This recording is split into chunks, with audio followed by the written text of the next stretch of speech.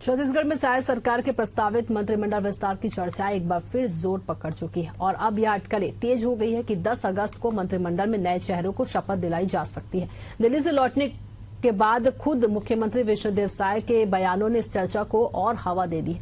दिल्ली से लौटने के बाद मुख्यमंत्री ने कहा कि इंतजार अब खत्म होने वाला है, विस्तार जल्द होगा। इस बयानों के बाद राजनीतिक गलियारों में हलचल तेज है।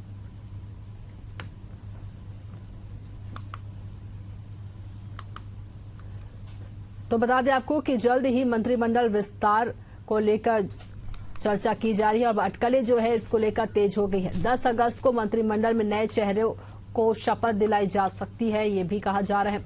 दिल्ली से लौटने के बाद खुद मुख्यमंत्री विष्णुदेव साय के बयानों ने इस चर्चा को और हवा दे दी है। ज्यादा जानकारी के साथ हमारे सहयोगी नदीम मेमन हमारे साथ जुड़ गए हैं। नदीम, मंत्रिमंडल विस्तार को लेकर चर्चाएं जो है अब तेज हो गई है, क्या जानकारी मिल रही है इस विस्तार को लेकर? देखिए, आपको बताना चाहूंगा कि छत्तीसगढ़ में विष्णुदेव साय सरकार में अभी कुछ मंत्रियों का बनाना बाकी है। ऐसे में काफी वक्त से सियासी हलकों में ये चर्चा है कि जल्द ही कैबिनेट का विस्तार होगा।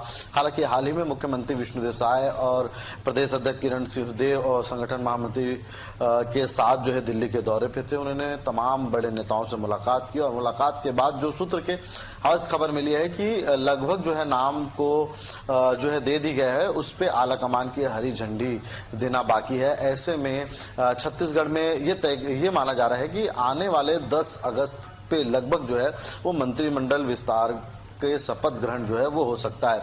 हालांकि जो अधिकृत घोषणा है वो राज्यपाल रमन डेका के साथ औपचारिक चर्चा के बाद ही तारीख के ऐलान की घोषणा की जाएगी। हालांकि फिलहाल इस दौर में जो शुरुआती दौर पे चर्चा है कि 10 अगस्त को इस बार जो है मंत्रिमंडल गठन हो ही जाएगा जो बचा हुआ है। लेकिन आपको ये भी बताना चाहूंगा, इससे पहले भी तारीख की घोषणा कर दी गई, लेकिन उन तारीखों पर वो बात सामने निकल गई और अब प्रदेश की सियासत में चर्चाएं तेज होती हुई नजर आ रही है। उम्मीद की जा रही है कि आने वाले 10 अगस्त के बाकी के जो मंत्री है, बचे मंत्री है, वो शपथ यहां पर लेंगे। जिन नामों की चर्चा है, अगर समीकरण के लिहाज से देखें तो काफी अहम नाम है।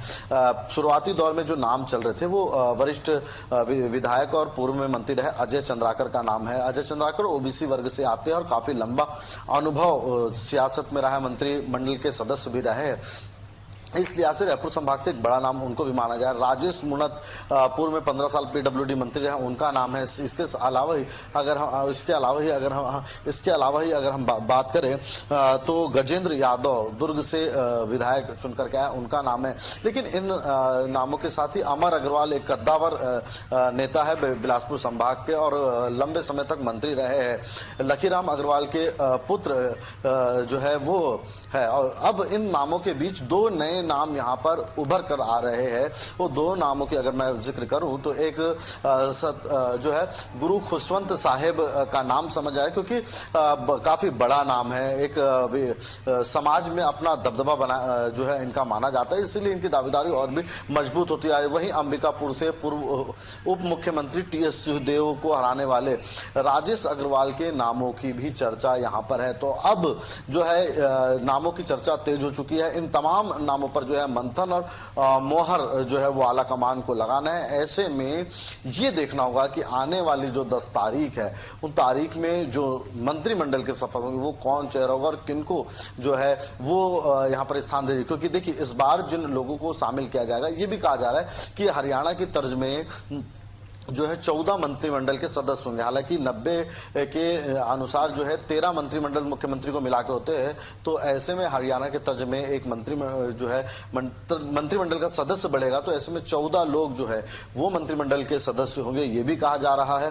साथ ही अब जिन नामों की चर्चा है उन पे किन लोगों को जो है पार्टी मौका देती है, क्योंकि इसमें क्षेत्रीय संतुलन, सामाजिक संतुलन, इन तमाम बातों का भी जो है ख्याल रखा जाना है। तो चर्चाओं का कयास दौर जारी है। 10 अगस्त को शपथ लेने की बात कही जा रही है, लेकिन आधिकारिक घोषणा होना अभी बाकी है। बिल्कुल नदीम, देखने वाली बात होगी कि किन नए चेहरों को भाजपा जो है अपने मंत्रिमंडल में शामिल करते हुए किन्हें ये मौका मिलता है। तमाम जानकारी के लिए आपका बहुत बहुत धन्यवाद।